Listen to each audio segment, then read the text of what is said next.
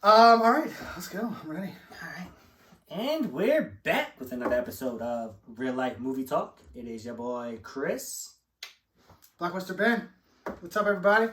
What's up, Chris? BBB. Yeah. And this was not planned. We are, really close today. James Bond and Jesus. Yeah, dude. Maybe the two greatest fictional characters in the history of the world. Britain's Jesus. Yeah. Perfect. Yeah, dude. The shout out to Miss Angie, my mother-in-law. She got me this shirt, I think, for Christmas. And I just haven't worn it yet. That's good. I love it. It's got a cool him pink. on the back. I love the pink on a light blue. Yeah, man. I love it. This is one of my favorite shirts now. So thank you, Miss Angie, because I love this shirt. I was just in a rush. Literally grabbed and ran. Yeah, it's kind of funny. Yeah. So yeah, man, that's the shirt. That's the story of the shirt. Yeah, cool. What's going on this week? Anything? I will say this. I haven't seen many cicadas yet, but I got home from work today, and it sounded like they're getting ready to kill us all. Like war cries, mating cry. I don't know if it's a mating cry. They must have a lot of sex because that thing is loud. They are so loud. It went from I hadn't seen any to now they're littered around the front of my house, the driveway, and then Selena and I were playing catch out back the other day, and they're just flying. Yeah, I threw it to her one time, and a cicada came out of nowhere, and she just screwed the ball just went flying, and she ran. It was something, man. Yeah, they're out there. It's so loud. I'm surprised the mic isn't picking up the noise. It's crazy. And anyone that lives here knows, or I guess, is it just the Northeast? I think it's an East Coast thing. Okay. Yeah, somebody said that to me yesterday, actually, but I don't know. I didn't fact check it. I just believed. Yeah, okay. So that's how it is. Yeah, I read it on Facebook. I think it was Courtney, actually, so I don't fact check her. She's very smart. I just trust what she says. There you go. You got a reliable source. That's good. Yeah. So yeah, I came home from work. I was listening. I went, "What is that noise?" And then I looked down to the woods, and I was like, "Oh man, yeah. Like, this is about to." It is about to go down. Yep. So I don't know. Quick side note: we're coming at you on a short week. Today is Tuesday, May 25th. Courtney and I have a wedding to go to in 2 days on Thursday, so we couldn't record on Thursday. So Chris was generous enough to come over Tuesday. We're recording a little early, but it will still be out regularly scheduled, like Friday, late night Friday. What wedding? Sarah and Kenny. Yep, Kenny Petty. Kenny at the gym a lot. Yeah, He's a good guy. yeah. Kenny Petty and Sarah Hill. So congratulations to you guys. Can't wait to celebrate with you. I think it's gonna be a good time. Should be. Weddings. I don't really like weddings. I haven't had a bad time at a wedding ever. I don't think. No, not a bad time. Yeah. But they just feel like obligations. That's what it is. No, I mean, even your own is like. Yeah, well, it works for yourself. Yeah. So tomorrow is actually my anniversary. Ooh. My wedding anniversary. Nice, so dude. A little close there, Sarah and Kenny. Oh, yeah. Happy anniversary to you guys, man. Nice. That's what's up. I didn't know that. We're actually celebrating on Thursday. So maybe we'll crash the wedding. Great plan. Boom. Wedding crashers. Yeah. All right. So, because it was a short week, I didn't have a chance to get out to EC Pops for popcorn. So, I found this snack the other day when I was grocery shopping at this awesome store out in White Marsh called Richardson Farms. They have, it's they grow, like all their produce is their own. It's really cool. Whole Foodsy. Kind of, but like way better. I mean, it's so awesome. I love this store. Yeah, sometimes I'll drive out there just because I want to go to like their hot side where you can order food. Their food is incredible. Great lunch meat counter, deli counter, all that stuff. And like then a Wegmans or better? I don't shop at Wegmans. I think I've been in Wegmans like once or twice. Okay. But anyway, the month or so ago, I found this snack. So then when I just went back the other day, I had to get more. I'd only tried 2 of the flavors. I was like, well, let me get some different ones. So Pop Daddy snacks. It's or Pop Daddy pretzels, but I think they have other snacks according to, they also have popcorn, oddly enough, but I just didn't see that there. But they had 4 flavors at Richardson Farms. They had garlic parmesan. They had a hot sauce flavor. They have this yellow mustard flavor. And then they also have cinnamon sugar. Okay. That's the only one I haven't had yet. Cinnamon sugar? Yeah. The hot sauce is really good. Garlic parmesan is my favorite. This yellow mustard is very good. Okay. And I just have, they dust these things like, you should see how much seasoning is on them. It's Smell, yeah. It's pretty good, right? Oh, yeah. It's, goes good with beer, too. Goes good with beer. Nice little change of pace from the popcorn. I would highly recommend them. If you see these in a store, get them. Agreed. That's They're me. very good. Yeah. And, again, my favorite's the garlic parmesan, so I'd start there. Okay. And if it's packed with a coating like this, I'm sure they're... Oh, they are. Because it's tough with garlic parmesan. Sometimes you don't get the flavor. You don't get it, right? So when I cracked that first bag that one time, I might have ate half. We were at the soccer. Oh, wow. I grabbed it as a snack. I was going to be at the soccer field for like hours. It was a tournament. Okay. I think I ate half the bag. Maybe 3/4. Just sitting. I was like, I can't stop. I can't stop eating Right. this. So, I don't know. You got to get that cinnamon sugar now. Check. I will. I mean, dessert pretzels are underrated. Dude, when we went to the movies to see... What was the last one we just saw in theaters? The Fire movie. Yeah, Those Who Wish Me Dead. The Fire movie. So good, name. I got... we had dinner, right? But AMC has like a hot cinnamon sugar pretzels with like a icing dip. It was awesome. Boom. Yeah. Boom. Love it. Love it. Carbs, babe. Give me that. Give me all the carb. Okay, and then so beer. What are we working with? I'm just finding this out, but it is a new flavor of skunked Miller Lite. Oh no! So, cheers. Where'd you get that from? My refrigerator. It's been in there for probably 6 months. Oof. All right. Man. Well, I am going with something new, something I've never had. I have 2 different beers from the same brewing company. Oliver Brewing Company out of Dundalk, Maryland, which isn't too far from us, right over the bridge. Right over the bridge. So this is the Creator Destroyer Espresso Brown Ale. Creator Destroyer. It's like planting a tree and then cutting it down. So this can contains Creator Destroyer, a full-bodied nut brown ale created with cold brewed Destroyer espresso from Ceremony Coffee Roasters. I will say, I'm not a coffee drinker. I don't drink coffee. Really? You seem so energetic. That's the monsters. I drink a lot of energy drinks. Oh, okay. I thought there was a monster inside of you. No. That's the monster in me. I'm containing him with my excitement. No. I just can't get. I've never been able to either mix it right to where I enjoy it. Oh, I hate the taste of it. Yeah, it's. I drink it every day. Yeah, so I know energy drinks aren't good for you, but I don't know. I like the taste of them, and I try to go with the no carb, no sugar ones, or no sugar, whatever. The bangs. I like the bangs. I like Reigns, but like Monster Ultra are like my favorite. Like really? White and gold. I gotta try them. They're my favorite, man. I hate Monster regular. Oh yeah, I don't ever drink the regular ones. Okay. It's just the Ultra ones. We get them by the case off Amazon. So next time we get a shipment, I just drank the last one today. I'll check one out, sure. But here we go. Let's try this. Oh, you're gonna be all jittery. Oh, it's definitely. It's definitely coffee. It's not bad. I would say. I would assume that people who like coffee would like this. And I'm going to drink this. Was that gifted to you? This was gifted from a while back. Okay. Yeah. So, yep, this one and that one, they've just been in there, and I find that I would have never bought this on my own. So do you not like Guinness Stout?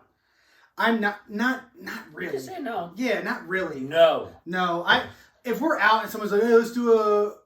Jaeger bomb? No, the Jaeger bomb I'm in. Okay. The Irish car bomb is the one where you drop the... Oh, yeah, I'm sorry. Yep. Yeah, so sure, I'll do it. I wouldn't want to do it, but I'd do it.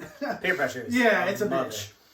Oh, excuse me. I did hear tradition is basically dead old people peer pressuring you. Which I thought was pretty funny. That's fair. Yeah, so that's it. I guess on the beer thing here, I have another one, and I guess I'll just intro it now since it's here. But this is also, like I said, Oliver... Oh, no, I'm sorry. I'm wrong. Totally wrong. Not Oliver Brewing Company. This is Key Brewing Company. Jesus. I like the name. Yeah, so this is the Bail Money IPA from Key Brewing Company. So I'll tag them as well, and I'll make sure, once I crack this and try it, Bail Money.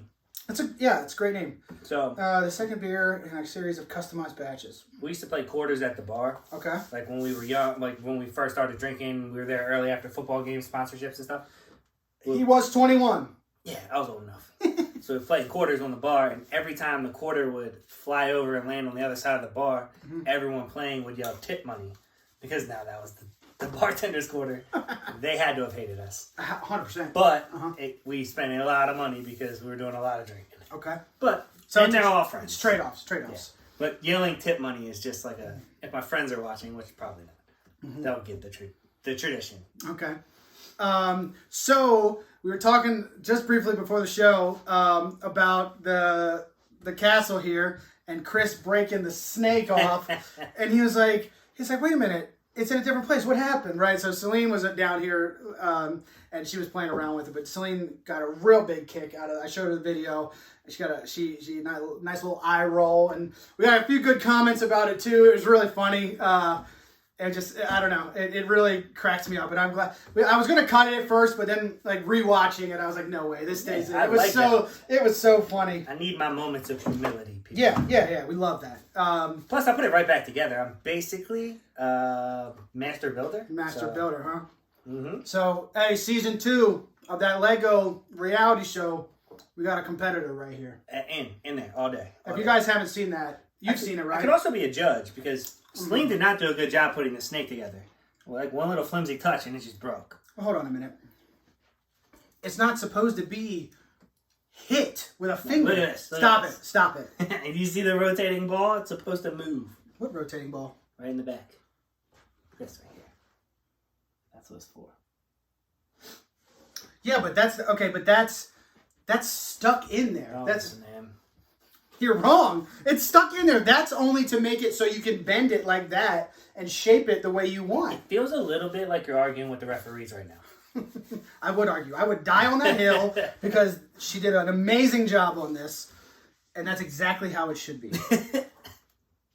It's in a different spot than last time. She decided to... No, it's awesome. Yeah. And Master Builder Season 2 is coming out soon. I hope so. I haven't seen anything about it. The first season was awesome. Netflix? Mm-hmm.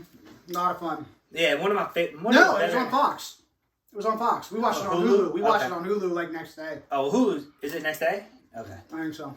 Hulu's a bit behind on some of their shows. Mm-hmm.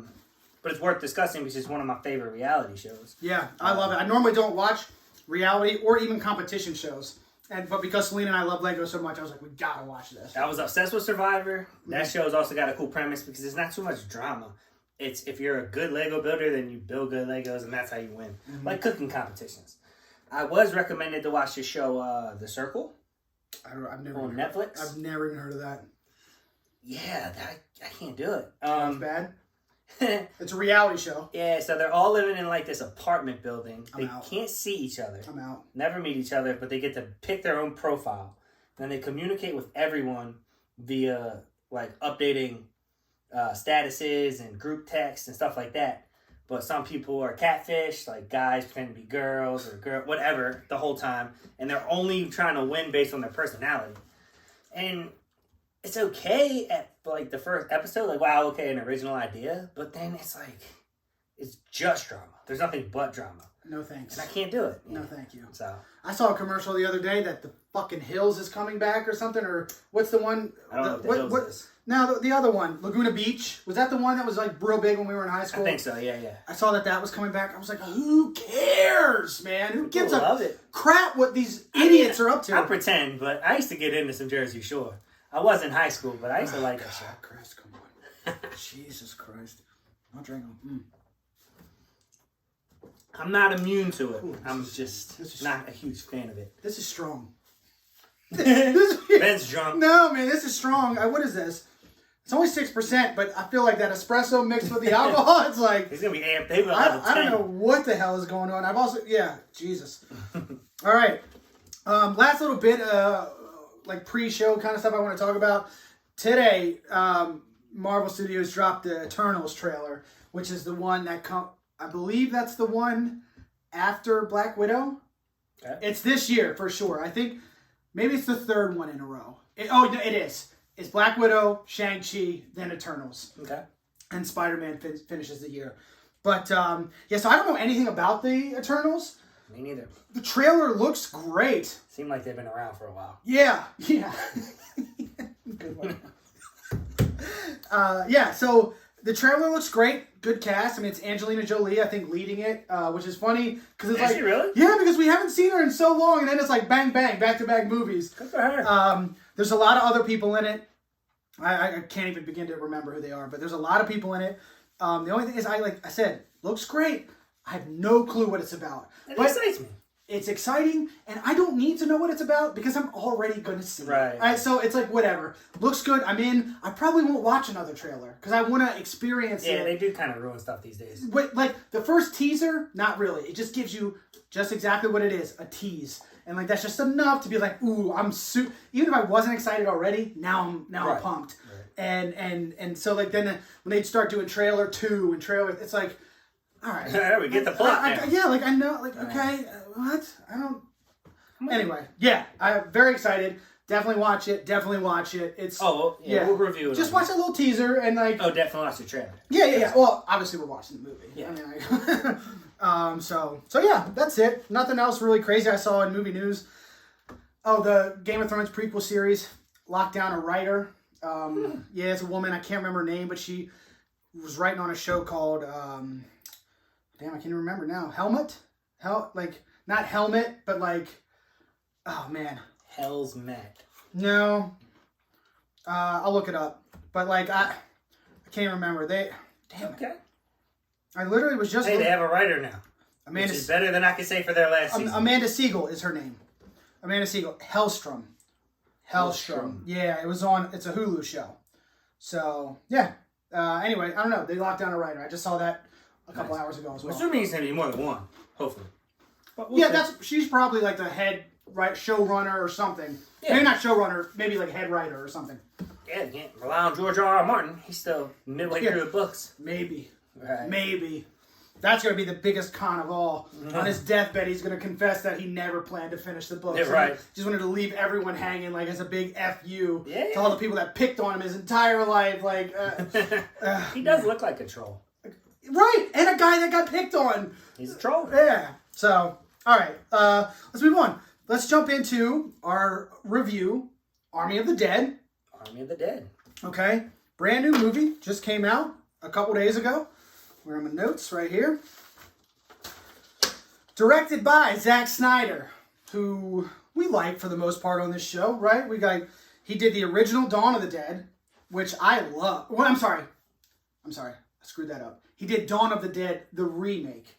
I think that was his... Yeah, not the old. No, but I think that was his first movie. I think that was his directorial debut. That was the one in the mall? Yes. That was good. That movie's great. So much fun. Is it Ving Rhames? Ving Rhames, okay. Sarah Polley, there's a bunch of people. And it was just like, it was an updated and like fresh take on zombies, you know what I mean? It just felt good. Also 300, right? Which I love. Which he loves. Justice League, which we saw, like, he's got some good stuff out there. Yeah. Written by him as well, and a couple other writers, Shay Hatton, Joby Harold, I didn't know them. Rated R, 2 hours, 28 minutes, nice long movie, which I love. Yeah. I love anything less than 2 hours now, I question. You know, really? I do. I'm like what did I say last week about Those Who Wish Me Dead? It literally, like, you give me another 20 minutes, that movie, make 2 hours, 20 minutes. I could do comedies and I could do kids movies. Okay. Fair. There's a caveat. Okay, I'll take that. What, in like the 90s, they were just better at developing plots, I guess? No. Have you watched 90s movies? When they came out? Dude, it's not, they don't even compare anymore, man.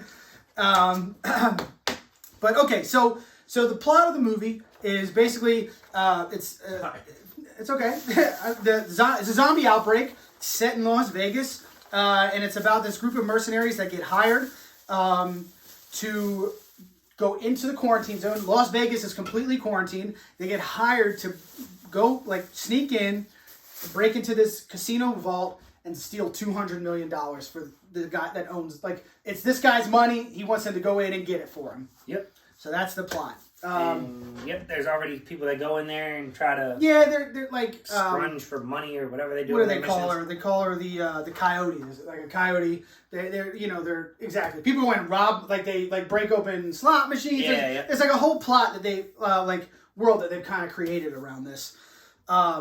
I will say I love movies set in Vegas. In a post-apocalyptic Vegas, that's awesome. Done and done. Yeah, great.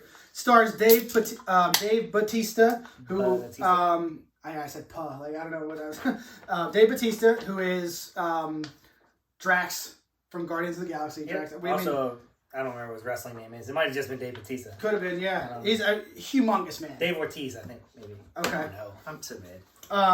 But it's got a humongous cast. Oh, yeah. I mean, the cast is huge. Some people I did know, some people I didn't know. Dave Bautista plays Scott Ward, Ella Purnell, Kate Ward, his daughter in the movie. Amari Hardwick plays Vandero.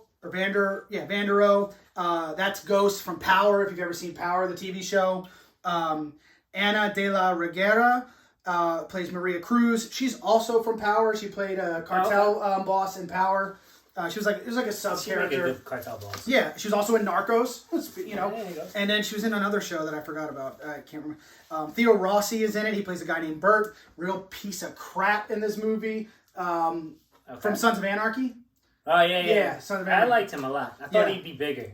Let's see. This German guy, Matthias Schweighöfer. Dude, no way I'm getting that. Yeah, I don't know. He plays the safecracker Dieter, who's one of my favorite characters in the whole movie. And then a few more. Nora, Jesus, these names, I just can't get them. Arnezider, she plays the coyote. Hiroyuki Sanada, that's the guy Scorpion. He's, from Mortal Kombat. That's the guy whose money is in the vault that they're going to get. Garrett Dillahunt plays Bly Tanaka's head of security. He's from Fear the Walking Dead, which I thought was kind of cool. He played another zombie, like Fear the Walking Dead, a zombie show. Now he's in this. I love him in Fear the Walking Dead. He's so good in that show. Tig Notaro plays... What is Fear the Walking Dead? It was a spin-off show of The Walking Dead. Isn't The Walking Dead still happening? Yeah. What? So Fear the Walking Dead spun off like a few seasons into The Walking Dead. And I'm way behind on both series. But Fear kept my attention. Fear became the better of the two, I think. Oh, cool. I said neither of them. I meant the first one didn't keep my attention. I hadn't even heard of the second one. Tig Notaro is in it, who's a stand-up comedian. She plays Marianne Peters, the helicopter pilot. And she's this real, kind of liberal, woke comedian. I know her. She's pretty funny. She is funny, man. And she kind of played into who she is as this helicopter pilot. I thought that was kind of cool. And then a couple more supporting characters. Raul Castillo, Mikey Guzman, he's another team member. He was in Wrath of Man. I don't recognize him from Wrath of Man, but he was in Wrath of Man. He was the guy with the blonde hair, the YouTuber that was killing zombies on YouTube or whatever in the movie. It was Wrath of Man. Jason Statham, the heist movie. Jesus, I'm dude. I'm not good with names, man. You believe me. And then the last member of the team, Samantha Wynn, she plays a character named Chambers. She's also one of my favorites. Like I said, humongous cast. A lot of people. I ran down that whole thing. But again, but with a zombie movie like this, you need a big cast because some people are about to die. That's true. You need characters that you can give the little throwaways. Yeah. So anyway, what'd you think of the movie? I liked it. Yeah. It reminded me of a Zombieland meets a more serious movie. I love Zombieland. It reminded me Zombieland meets The Watchmen or something. Okay. Which I loved. I loved the way it was shot. I loved the dialogue. Does Zack Snyder also do Watchmen? Pretty sure Zack Snyder did. Probably. It's just a different way to shoot a movie. Zack Snyder's very good at that. He's got his own style. Yeah. Dude, I literally said no one else could have made this movie but him. The way this movie is, I saw a lot of hate, a lot of criticism of this movie, but I was I don't understand what people were expecting from a Zack Snyder movie, because you got exactly what he makes. A Zack Snyder movie. So yeah. Anyway, sorry, I didn't mean to cut you off. He knocks some stuff out of the park, but he doesn't. He's not perfect. He doesn't kill everything. He makes an entertaining film, though. That's what I mean. Yeah, for sure. Mm-hmm. I thought it kept my attention the whole way through. There were some funny parts. There were some interesting little twists with the zombies that I thought were cool. Yep. I enjoyed it. It was definitely a fun watch. I mean, you already know me. I'm a sucker for a heist movie. Yeah. And that's what this is. Okay. So you get, I love zombie apocalypse stuff. That's great, right? So you got heist movie, check. During the zombie apocalypse, check. Awesome, man. I'm in. That was fun. Set in Vegas. I love that. Yeah, Vegas setting's great. I don't know. I've really enjoyed it. It ain't perfect. I think we can agree on that. Mm-hmm. But you got to go into this movie expecting over the top action, situations, characters, the whole deal. If you go in expecting like an Oscar-nominated drama. Like, you're not, like, then you're in the wrong place. You shouldn't be here watching this movie. And it's not a horror movie. So that's another thing worth discussing, too. Yeah. Just because, like, Zombieland, it's essentially just Zombieland, but without humor. Right. And a different purpose. They're just trying to survive. These guys have a goal. Mm-hmm. So it's like a serious version of Zombieland where you could look at Zombieland like a horror movie, I guess, because there's some gory parts. Mm-hmm. But for the most part, it's just, I don't even know what to call it. Like what that genre of movie is. This? Like or Zombieland? Like this and Zombieland. Like where there's monsters and it's like a apocalyptic world, but it's definitely not horror. Like where would you put Book of Eli?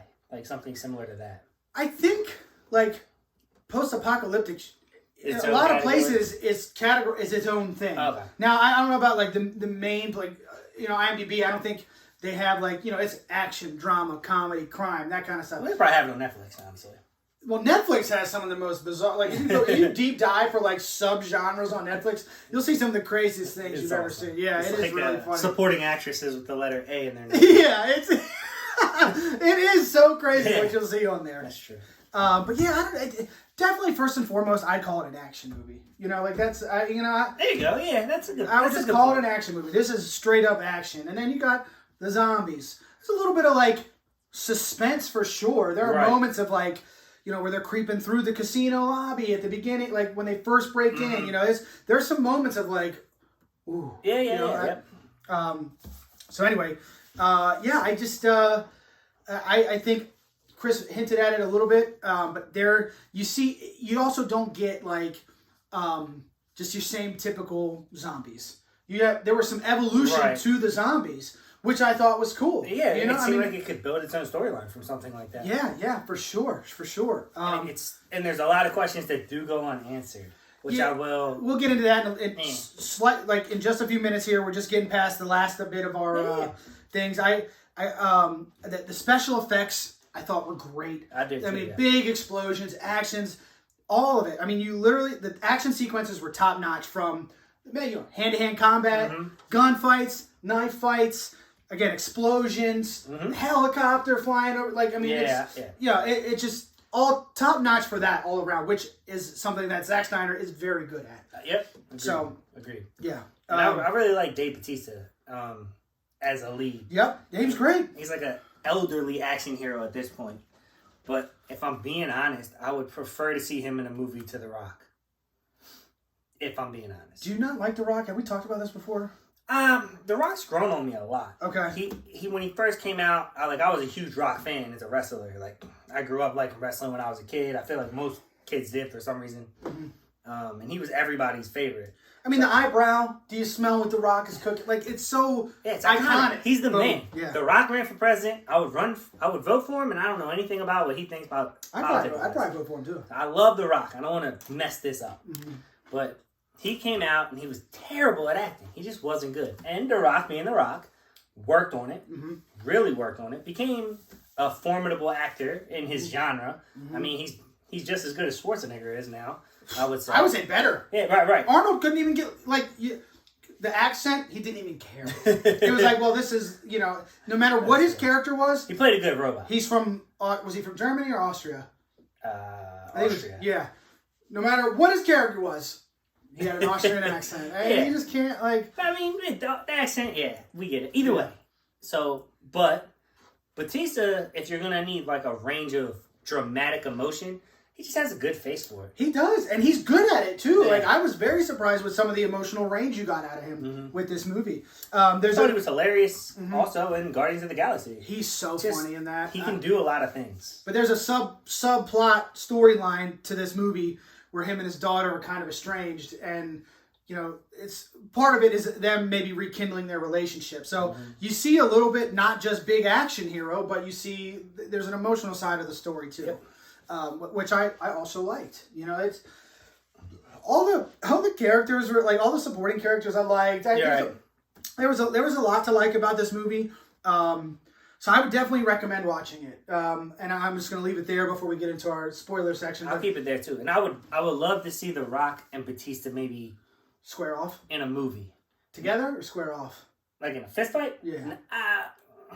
Or like head-to-head as good guy versus bad guy. No, I'd like to see them both as kind of like a bad guy, or good guy. Okay. Like the Hitman's bodyguard dynamic. Bro, that freaking sequel looks insane. I'm excited, but the Hitman's wife's bodyguard. Again, that's one I gotta go in with the mindset. It's gonna be nuts. I'm gonna try, but sometimes even with that mindset, it's like, oh, this is too much. The first one was like, all right, but I think, but Ryan Reynolds is so funny to me that I'll give anything he does a chance. Of course, yeah, and he has had some bad movies, so yep, we'll throw that out there. Okay, so let's get into some spoilers for Army of the Dead. Things you didn't like, because I know you got a couple. Yeah, there's a few things. Like I said, there's a lot of things that kind of went unanswered. It starts off, there's just a military convoy transporting, they don't know what it is yet. Mm-hmm. It crashes. The specimen, I guess, ground zero, whoever, patient zero, pops out and starts killing everybody. The entire convoy of, like, military guys. Yeah. Destroys them. Apparently, he could be killed with a shot to the head, which confuses me at the end, because they definitely should have shot him in the head. There was like 30 soldiers, guns. At the beginning? And I know it's a zombie movie, but... And I don't think they didn't know what they had in there. Right. And I think this is set before people know what zombies are. Like, it's not like this has happened before. The way I took it was that this was set on its own. It was not connected to anything. Right. So that's why these guys maybe don't know. You got to shoot this guy in the head. I get that part too. That's something I just accepted. I was like, okay. Yeah, I was okay with it. I wish they would have explained a little bit more of where it came from. Yeah. Because they never touched on it again. They were just like, oh, yep, we got zombies now. I think they did a little bit. Because you find out maybe midway through the movie that the main the main goal of Bly Tanaka's character is not the money. He doesn't give a shit about the money. He wants the head of one of these evolved zombies that can control the entire horde of zombies. So you have the main guy, the zombie, Patient Zero. This is the subplot for the other zombies. When we said the zombies are a little different, this is what was explained. So like Patient Zero at the beginning, he becomes like, Vegas is quarantined off, and you find out real quick that he's running. It's like he's turned it into his own city. It's like a vampire type deal. Yeah, exactly. And he's got a queen, and the whole real mission that Bly's head of security goes with the team for is to bring back blood or even more of one of the evolved zombies, because then they want to use it as like the new WMD. Yep. They can control a horde of zombies, and they're like, it's the ultimate weapon of mass destruction. They can send this in and do whatever, wipe out a population, I guess, or whatever. Sure. And you see, it's early on, but you see Bly, and then you see, I think he's either communicating with via phone or something. But there's U.S. high-ranking military in his like room as well, and you're like, oh, this is a coup basically. They're trying to get this so they can control the world. You know what it kind of reminded me of, honestly? Tell me. White Walkers. Like, it just seemed like a zombie version of White Walkers. From Game of Thrones? Yes. Yeah, so, I wouldn't argue that. Yeah, that's that's a very good way to think about it. The way I explained it was confusing, just think the Night King. Yep, yeah, he just ran everything, and then he had his horde. Night King didn't have a love interest, but... I thought it was kind of cool, too. I did, too, yeah.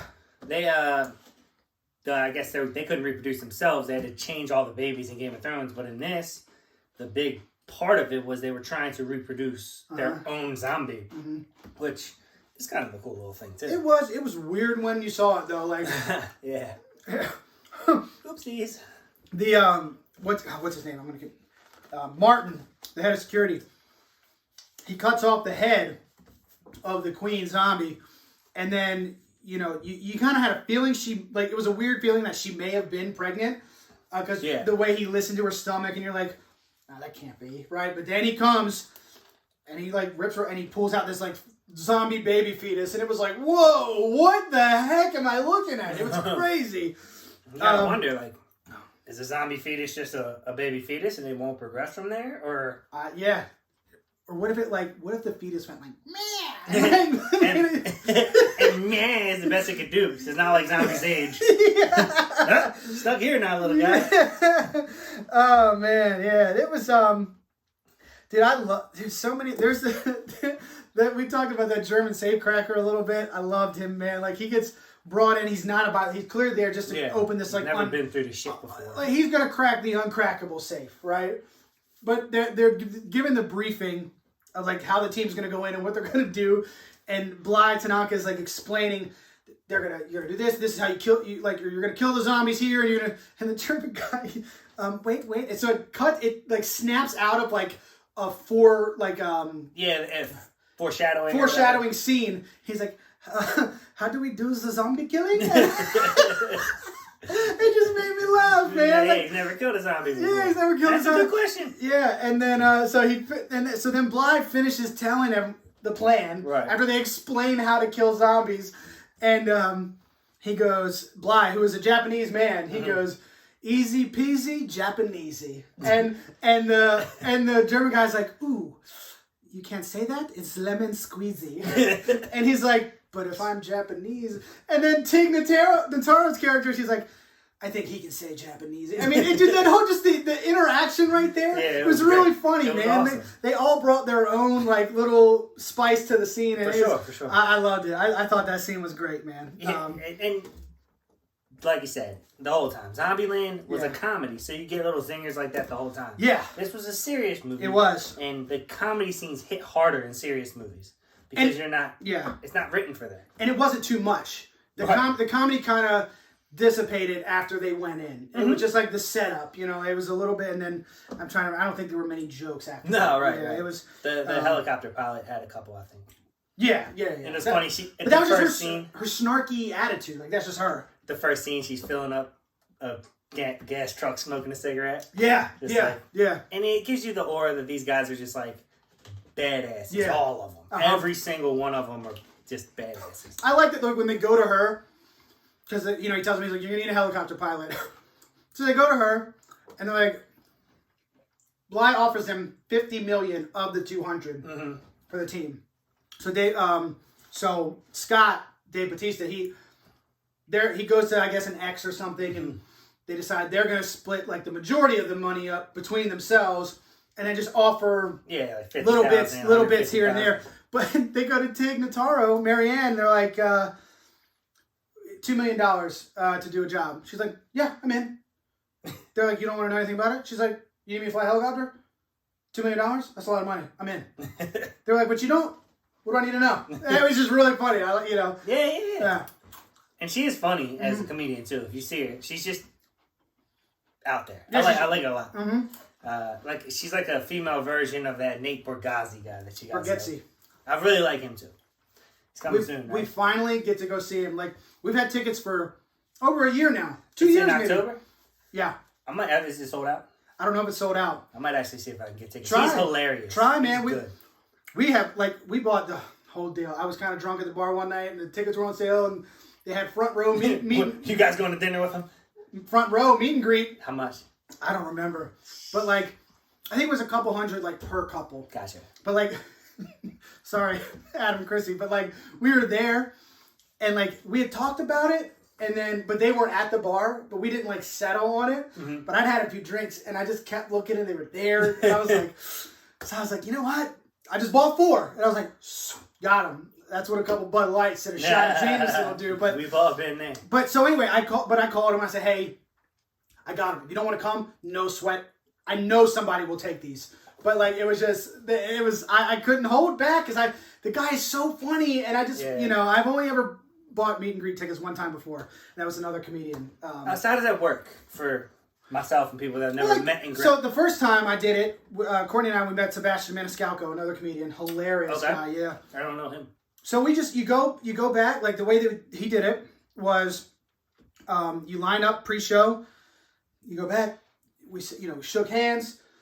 That pre-COVID, I don't know what it's gonna be like now. Shook hands, we talked for like a minute, just BS. I made him laugh a few times. I had a good couple jokes because I listened to his podcast, so I made a couple good references, which I was very proud of. I made him laugh. So if you can make a comedian laugh, I feel like, they should also have a good sense of humor. They should, and he could have been faking it. I don't know. In my mind, I made him laugh. Okay. But and then we took a picture. Thank you, and we sat front row, and then this woman behind us with the most annoying laugh in the world proceeded to ruin the show. Oh, no. The entire show. I mean, her laugh, if I can even remember, she was like, it would be something like this.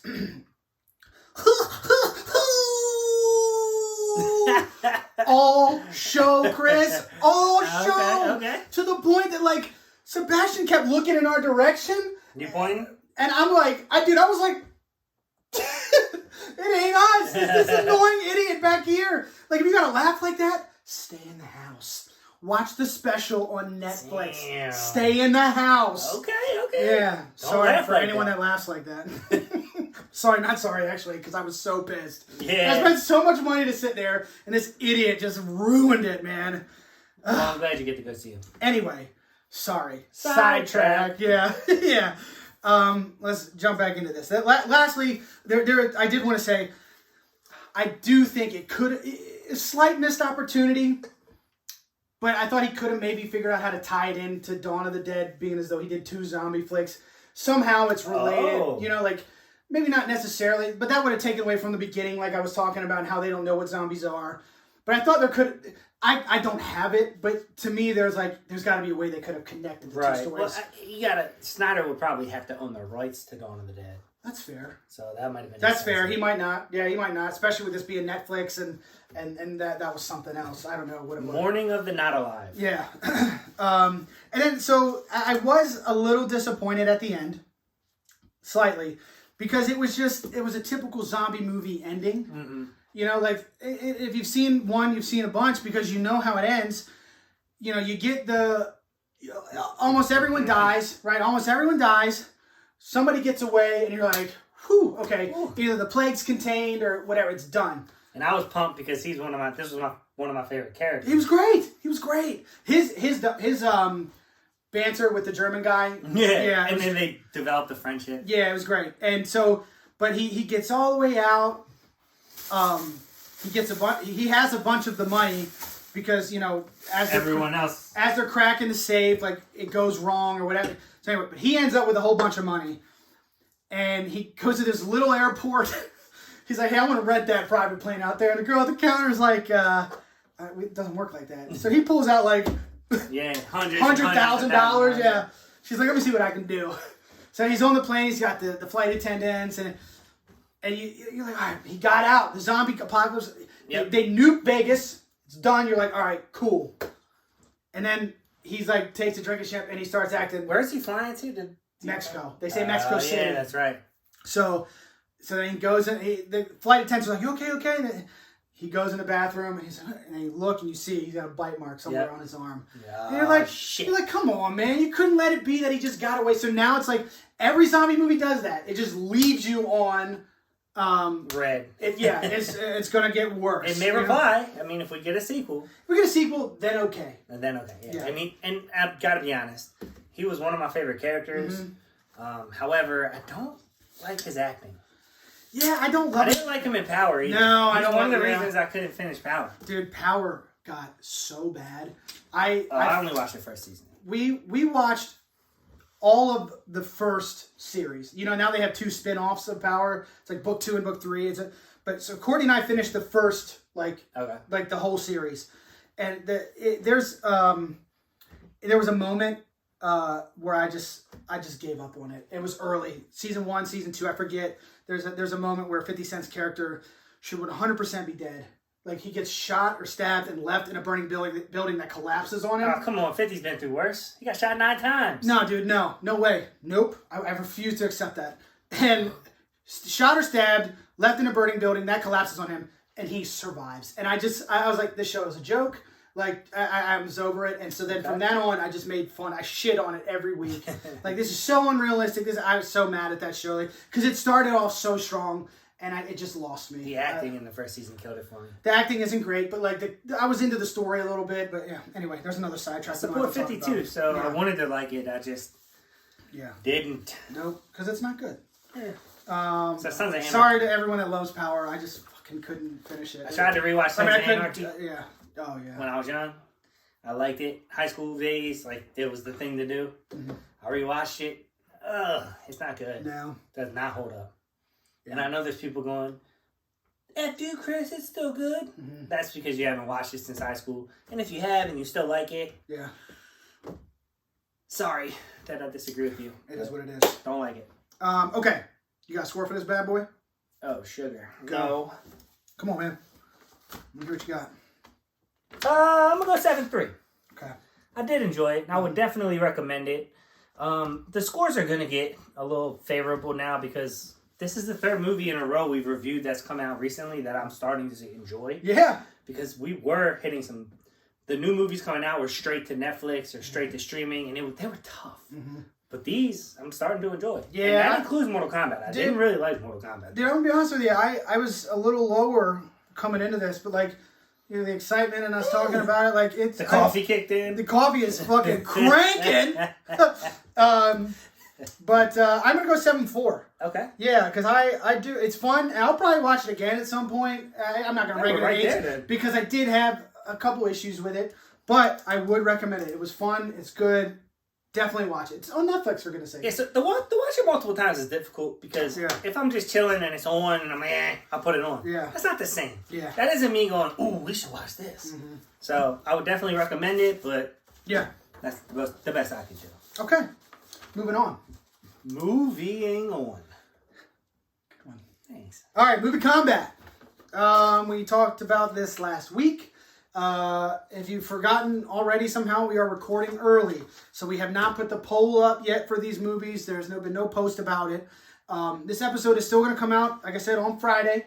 I will be putting the stuff up on Thursday like I normally do, and then when we get the results Friday, when the review drops, it should be they'll end, and hopefully the episode is out by the same time. Whatever, I will just put the results in the comments of the. Of the post. And when we share the post, we'll probably get our own comments. So you'll be able to see from the thread who gets smacked and who doesn't. Yeah. Because people are bullies on the internet. They are. It's always, if you pick the other one, you're an idiot. Well, that hurts. People have feelings, guy. Right. Or girl. Girls can be mean too. Yeah. Okay. So anyway, the movies. These are exciting. These are classics. Caddyshack versus Kingpin. Okay. 2 Bill Murray joints. Before we get into those, do you want to throw out who you think the fans are going to vote for? I think it's going to be, like you said last week, I think people are just going to pick Caddyshack. Name recognition? Yeah, I think 100% that's where it goes. Okay. I mean, it's classic. It's one of the all-time greats, if you ask anybody. Yeah. So, do you want to do Caddyshack first? Sure. Okay. That's the older one. I figured we start in 1980. Of course. So Caddyshack came out in 1980, directed by Harold Ramis. He directed like a bunch of 80s, and he wrote Ghostbusters, the original. He's big name. If you look at his credits, he's got a lot of stuff that came out in 80s, 90s, maybe even before. I don't know. Stars Chevy Chase, Rodney Dangerfield, Ted Knight, Michael O'Keefe, and Bill Murray, and Cindy Morgan, actually. Now, minus Michael O'Keefe and Cindy Morgan, the other 4 that I named, Chevy Chase, Rodney Dangerfield, Ted Knight, and Billy Murray, they were huge. Yeah. They're huge. They're all starting on that live, right? I don't know. Chase. But Dangerfield was on. Chevy Chase, yes. Rodney Dangerfield. Ted Knight, he was on another show. Like 200 episodes of some other show. I forget what the show is right now.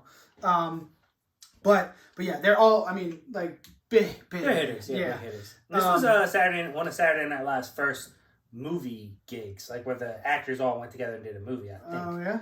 And it bombed, actually. Caddyshack bombed at the time? I can see that. Yeah. You told a funny story that I kind of looked into a little bit from last week. You said, I didn't know, there was a huge feud between Chevy Chase and Bill Murray. Apparently Chevy Chase is kind of an asshole. Yeah, it was like, they big feud on like the set of SNL. I don't know why. Probably something to do with Chevy Chase's attitude, but like their iconic scene in this movie kind of brought them like back together. This movie kind of like mended the relationship, is what I read. Between Chevy Chase and Bill Murray? Yeah. Oh, and we gotta check sources because I read an article directly that they got in a fist fight on the set of Caddyshack. Haven't spoken since. Oh, I thought it was they fought on SNL and then they mended their relationship on the set because they hadn't seen each other in forever, and they did the scene. Well, no, they were both on Saturday Night Live together when they started filming Caddyshack. I'm pretty sure. Yeah. Okay. Well, maybe. Comment if you know. Damn! I thought I read positive. That. Shit. Okay. I'm almost positive they got in a fist fight on the set of Caddyshack and have not spoken since. But maybe I'm wrong. I read an interview where Chevy Chase said, like, you know, he's first billed on this movie, but he's like, that's Bill Murray's movie. That's how he looks at it. And like, they met. Oh, I thought Chevy Chase was funnier than Bill Murray in this movie. Me too. Very, very clearly. Me too. Anyway, doesn't matter. It's neither here nor there. I thought. Originally, I was like, wow, that's probably competing egos. Somebody wants to be on top. And then as the careers progressed, it turns out that Bill Murray's one of the coolest people there's ever been. And Chevy Chase is, like I said, kind of an asshole. Yeah. As far as his reputation goes. I don't know the man personally, so I don't want to speak on that. But from what I hear and the accounts of him, he's a difficult person to work with. They only had one scene together in this movie, which makes me think that they did it that way because they didn't like each other. That makes sense. But then they were able to, you know, could be wrong. Unless they fought, and then they had to rewrite it. We'll see. But his attitude on that golf course, Chevy Chase in this movie, he's the best. It makes me try to emulate. Actually, I have emulated a lot of myself around him. My friends will tell you I don't care about a lot of things. Yeah. I just don't. Yeah. But he's playing golf with a blindfold. Like, it doesn't matter. It doesn't matter. So the if you don't know, for whatever reason, the plot of this movie, it's about this exclusive golf club, and there's Rodney Dangerfield plays this new member he's even like a guest of a new member. He's not even like a member. New money is what you like to call that. Yeah, and he's just brash and abrasive and just in your face and loud and obnoxious.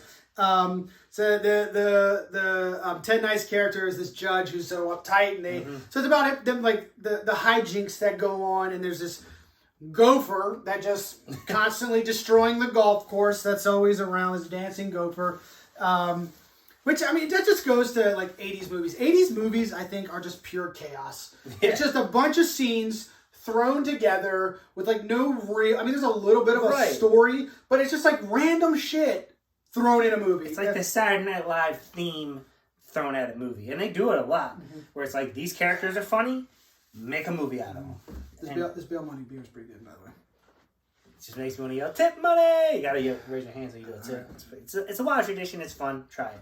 So this is a hard movie for me to score because I'm not scoring it yet. But I just like so what I'm saying is that this movie is, like we've said, obviously it's a classic. It is hailed as a classic. It's one that everybody talks about. If you talk to guys like a generation above us in age, this is one. My dad. You gotta watch Caddyshack. I mean, it's like they all love it because they grew up with it, right? And I saw it when I was younger for the first time, and it just makes you laugh. Bill Murray's this crazy, like, outlandish groundskeeper. He's got, Chevy Chase is this rich guy, but he's so rich, but you wouldn't guess that he's rich, only in that he's at this country club. Like, that's he's wild, yeah. Yeah, he's just got his little zingers. Yeah, he's mean to people. It's like insulting people, but he wants to have fun around uptight people. It's good. It's a good he's kind of like a mentor to the main caddy in the movie, Danny Noonan's character, which is like a coming of age story. Yeah, it's so many things.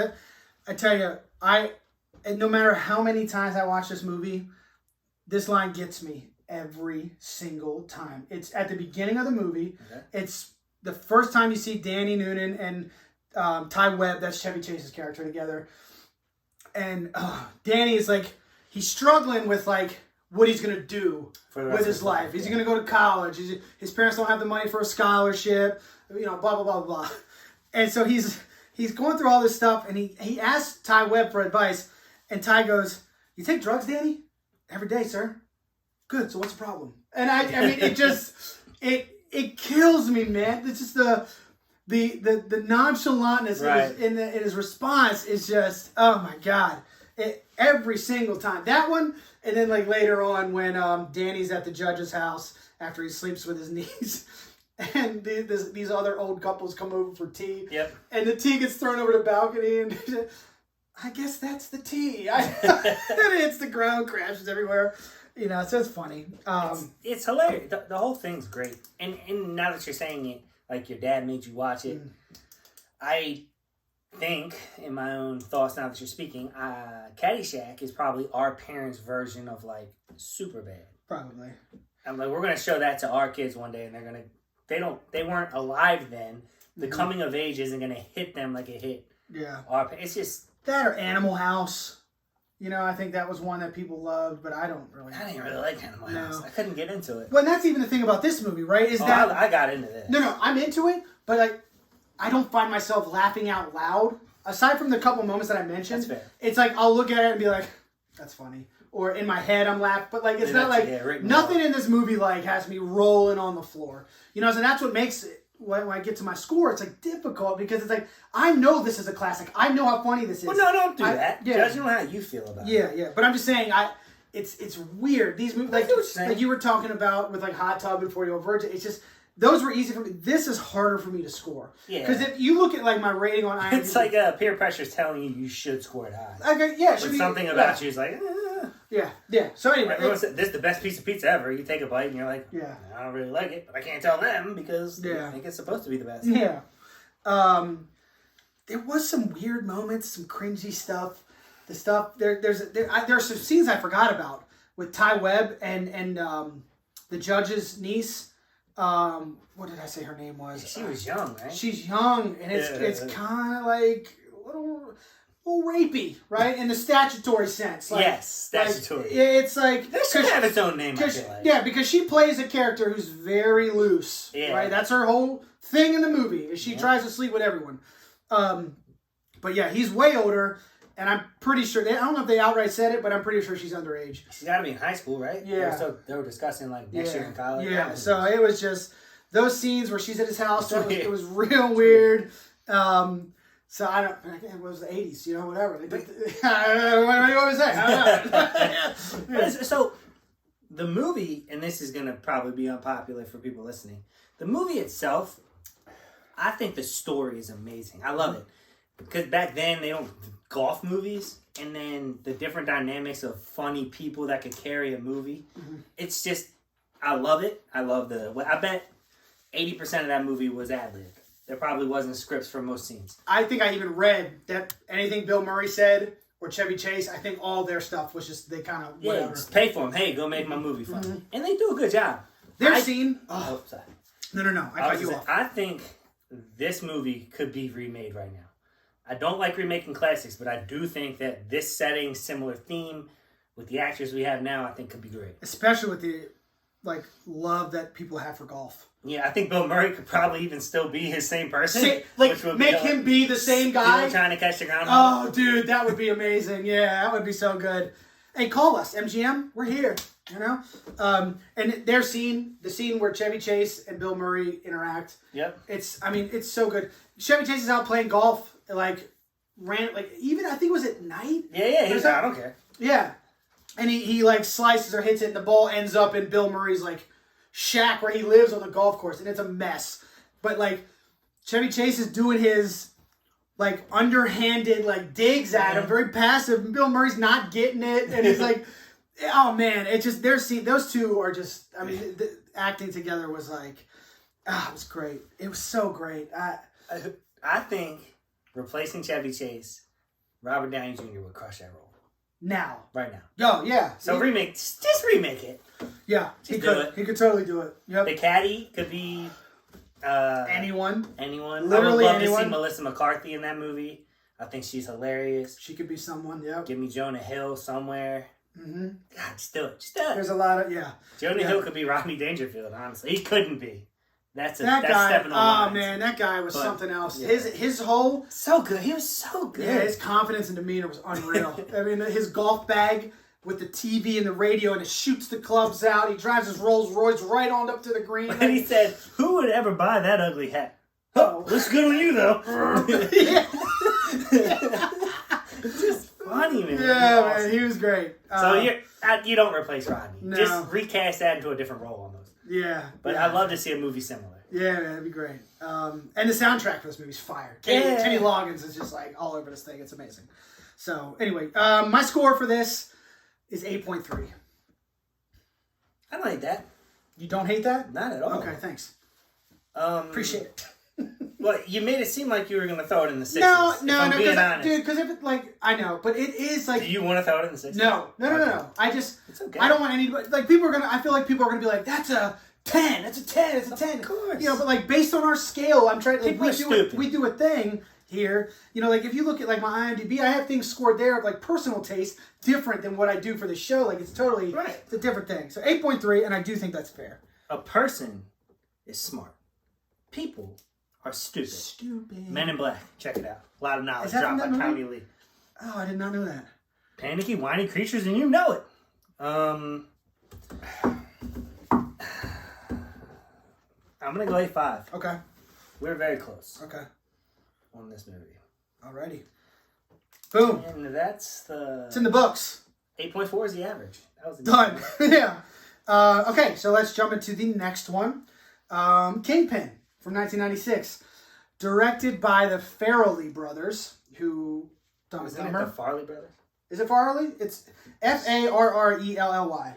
It's not Farley? Probably. Yeah, it's the Farley brothers. Farley brothers. Okay, excuse me, guys. Actually, you know what? I was thinking about the Coen brothers. I'm sorry. I have no idea what they're called. Oh, Jesus. Something. The something brothers. I bet they're related. The F brothers. Ooh, no, you can't say that. Incest brothers. Anyway, they did Dumb and Dumber. They did The Heartbreak Kid. They've got movies out there. Oh, yeah. Starring Woody Harrelson, Randy Quaid, Vanessa Angel, Bill Murray, and Lynn Shay.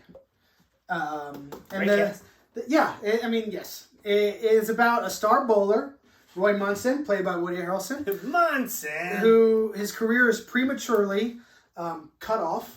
Oh, whoa! And he hopes to ride a new prodigy to success and riches. And I can't take credit for that. That's how it's described on IMDb. But I loved it. And I was like, oh, I'm going to say that. Yeah. Yeah, love that. Okay. So, I don't know, man. I've seen Caddyshack a bunch of times. Okay. I mean, so many times. I've seen Kingpin once. Oh, really? Maybe twice. So you got to rewatch it. This was like a whole new thing for me. Yes? Oh, I'm so excited for you. I hope you liked it anyway. Yeah.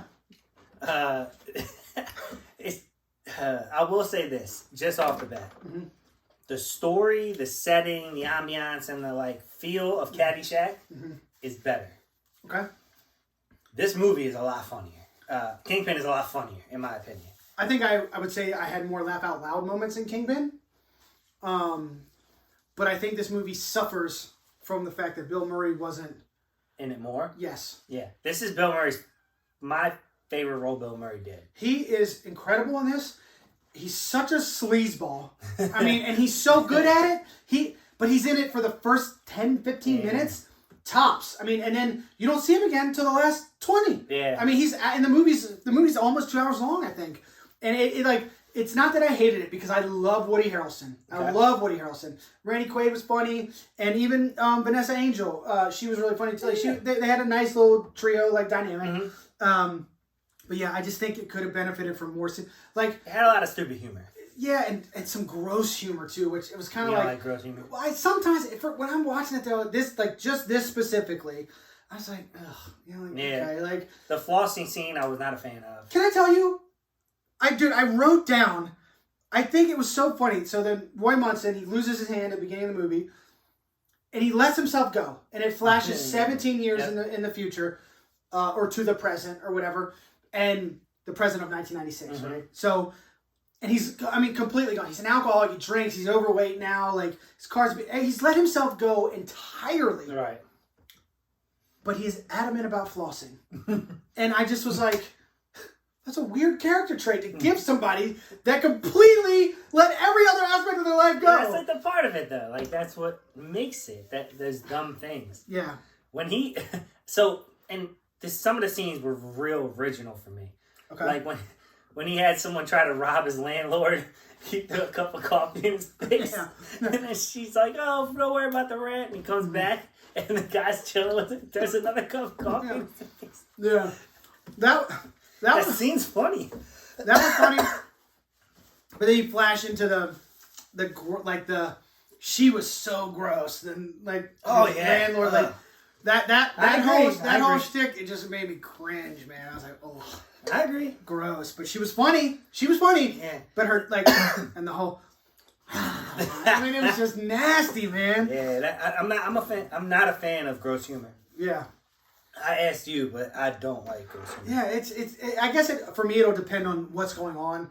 But for this movie, I was just like, oh God. Like, yeah. It was so gross. That scene wasn't terrible. It's not as bad as it could have been. It was gross, and then he was throwing up. It wasn't like they indulged. Yeah. The flossing scene, though, kind of threw me. With, like, all the shit on that. Yeah. But just little things, like the road trip moments, where they put whipped cream on his hook. Or he put whipped cream on the bowler, Randy Quaid's, and he slapped himself in the face, and then he fell asleep and tried to get him back. But he put it on his hand hook, and they don't show what happened. They just cut scene. He's got cuts across his face. The big ass Band-Aid. Yeah. Yeah, I mean, so there were moments. That dude, when he originally puts his, like, when you first see him with the hook, and he just literally breaks everything. Yeah. Like, I mean, everything he touches. Like, he hasn't been using this hook for 17 years. Now, all of a sudden, he breaks his door handle. He breaks his rearview mirror. He rips his jacket in 3 places. And he just keeps going because it's like, this happens every day. Yeah. This is my life now. Yeah. Dude, I do, though, want to say that I loved this. Like, Caddyshack, to me, didn't have any kind of, like, the characters were just who they were, and that was it. I felt like this movie had actual character development, and I like that a lot. Like, Roy goes from being this young hotshot bowler, he learns a hard lesson, and he total, like, just bleh. Right. And then in meeting Randy Quaid, what is his name in the movie? Ishmael. And meeting him, you know, they go on this journey together. They have to drive to Reno to get to this bowling tournament to win a bunch of money and blah, blah, blah. But, like, they teach each other things, and they become friends. And it's like, you know, when you fast forward to the end, and his, like, the other scenes with Bill Murray, Ishmael stands up for Roy, like, punches his wall, breaks his hand. Now he tries to punch Bill. Yeah, and now he can't. The whole reason they're at this thing is so he can bowl in this tournament. And so then now he stands up for him. It's out. And it's like, well, Roy has to do it. And he's like, which I also thought was like, okay, so he's got this hook. He wears a rubber hand over it. And they have the one funny bit where he bowls. He's going to do the tournament. Roy has the bowl. But he's bowling with a rubber hand. And so the first one is funny because he bowls, the hand comes off and rolls down the lane with the ball. But then, like, and I guess it's a comedy, I shouldn't be looking too much into it, but it's like, how are those rubber fingers with nothing in them gripping this bowling ball? I don't know. Right. So that's kind of just like, what? What's happening? Fair. You know? Fair, I guess. But it's a good, Roy has a good arc. I just like where it starts and then where it ends. Like, it's it's a good story at the end of the day. Yeah, I can't stress how funny Bill Murray was in this movie, though. Can I tell you my favorite line that he says? And then I'll tell you mine. Okay, so beginning of the movie. Okay. Like when him and Roy, like Roy beats him, right? Roy beats him, right? Yeah, at the beginning of the movie. He wins the championship early. Yeah, and he's so like the greatest bowler of all time. So and he's like, hey, you're going out on the circuit now. I'm going to show you the ropes, kind of. So they're sitting at a diner or something, and he's like telling them some things or whatever. The waitress walks up and she goes, Tanqueray and Tab. Tanqueray is gin, if you don't know what Tanqueray is. So she gives him the Tanqueray and Tab to Bill Murray. That was his order. And he goes, keep them coming, sweets. I got a long drive ahead. So he's smashing gin and soda and says, hey, I'm going on a road trip. Keep them coming. Right. I think that kills me. And then proceeds to tell her, hey, actually, before you come back next time, make sure you wash off your perfume. He's smoking a cigarette. Yeah. Like, oh, that perfume's a little harsh. Yeah. Wash that off before you come back, will you? So that was that. Just to show how much of a pretentious a-hole he is. Yeah, that scene killed me, dude. Really killed me. My favorite scene from that movie was so Roy kind of gets screwed over by Bill Murray's character. Oh yeah. And that's why he loses the hand in the first place. And you see like the transition Ben said, they're just trying to show you how terrible his life was. You start with him being the best bowler in the world, destined for greatness, blah, blah, blah. Hangs out with him one night, gets his hand chopped off. Terrible. Okay. Finally gets some inspiration, goes back, whatever. Sees Bill Murray for the first time in forever. And the love interest in this movie is with him. Show up at the buffet, and he's like, you son of a bitch, you ruined my life. Bill Murray looks at him, he goes, is this about the hand thing? Man, I'm sorry. And he goes, and he's like, you son of a, and he stops him, and he goes, oh my, what was her name? Fuck. Oh, damn. What was her name? I said Monica. We'll just say Monica. Let's say that, yeah. Yeah. Oh, my God, Monica, is that you? We had some good times, baby. And he hugs her like Bill Murray had been with her sexually. Yeah, and then the look on his face is just... And Roy grabs her, he says... Claudia's her Claudia, name. we had some good times. He looks at me and he goes, you ruined my life, you son of a bitch. Yeah. And he goes, is this still about the hand? I said I was sorry and I meant it. Yeah. I was done. And, like, before all that, he says, he's like, man, for the first couple years, I felt really bad. Yeah. It's just, Bill Murray's character was so good. It was amazing. And I think, like I said, they shot themselves in the foot. Yeah, by not having him there. They should have, just flash to him to kind of show what he's been doing, or just give me a few more scenes with him. Yeah. How do you have a talent like that and you don't use him? So I don't know, but dude, the hair piece. When they're playing, they're bowling, it just gets wilder every shot. Mm-hmm. And then it's cool they kept a relationship because he showed up in Zombieland. Dude, both of them. The same connection I made. I was like, that must be why he was in Zombieland. And yeah, apparently they're still really good friends till today, so that's cool. First time I saw Zombieland, dude. And they're in Hollywood. I'm like, whose celebrity house are we gonna go to? Didn't see that coming. No, right. And they get there. He's like, Bill fucking Murray. Dude, I lost it. That scene was amazing. Yeah, that was it. That was awesome. Zombieland's such a great movie. He shoots him. He goes, is that how you say hello where you're from?